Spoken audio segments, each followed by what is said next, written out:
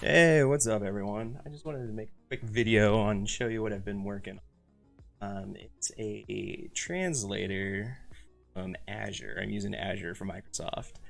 Do on-the-fly translation. So let's fire this thing up in Unity and give it a go. There's my little hand right there. So this would be used in the HoloLens. You would be doing it in 3D. You would push the button, but we're gonna simulate that right now. So here I go, pushing the button. And this is going to translate my speech into Spanish.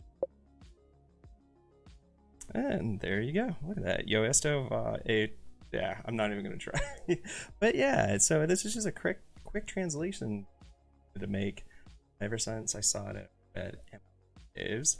I think this would be super useful, being able to do on-the-fly translation with a press of the button.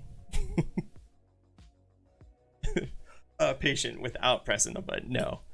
How about with the press of the button? There you go. With the press of the button. There you go. With the press of the button. So yeah, thank you so much, and talk to you guys soon. Yo, we'll press it one more time. There. We'll talk to you guys soon. Thank you for watching.